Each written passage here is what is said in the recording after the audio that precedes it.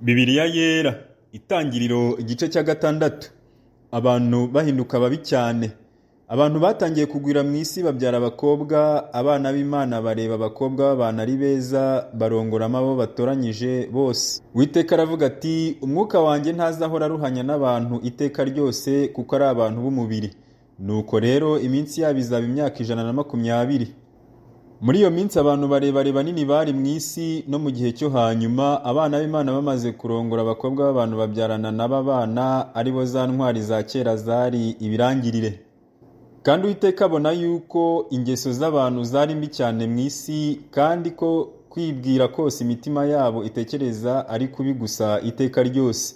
Uwiteka yicuza yuko yaremye abantu mu isi, bimutera agahinda mu mutima. Uwiteka aravuga ati, nzarimbura abantu naremye batsembe mu isi, uhereye ku muntu n'inyamaswa n'amatungo n'ibikururuka n'inyoni n'ibisiga byo mu kirere, kuko nicujije yuko nabiremye.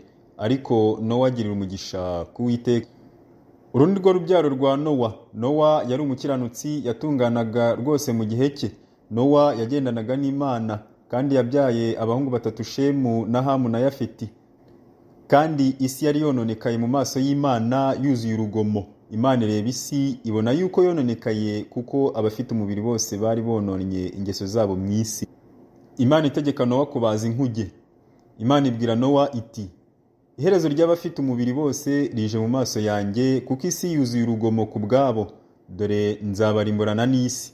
Nuko rero wibariza inkuge mu giti cyitwa goferu, ugabanyemo ibyumba, uyihome ubushishi imbere n'inyuma.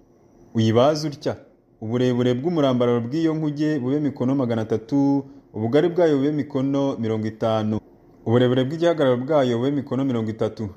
Kandi uzacemo idirishya rizaba irya mukono umwe, nuyirangiza hejuru umuryango w'inkuge uzawushyire mu rubavu rwayo. Uzayishyiremo amazu, iyo hasi n'iya 2, hejuru yayo n'iya 3. Nanjye dore nzazana umwuzure w'amazi mu isi, urimbura ibifite umubiri byose birimo umwuka w'ubugingo, ubitsembe hasi y'ijuru, ibiri mu isi byose bipfe.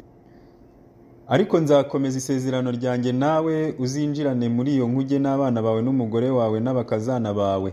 Kandi mu moko yose y'ibibaho bifite umubiri byose, uzinjize muri iyo nkuge 2 ngo ubirokorane nawe. Bizaba ikigabo n'ikigore. Mu nyoni no mu bisiga nk'uko amoko yabyo ari, no mu matungo nk'uko amoko yayo ari, no mu bikururuka hasi byose nk'uko amoko yabyo ari, 2 by'amoko yose bizaze aho uri, kugira ngo ubirokore. Kandi uzijyanire mu biribwa byose ubyihunikire, bizaba ibyo kubatungana n'ibyo muri kumwe. Nowa agenza atyo, ibyo Imana yamutegetse byose aba ari byo akora.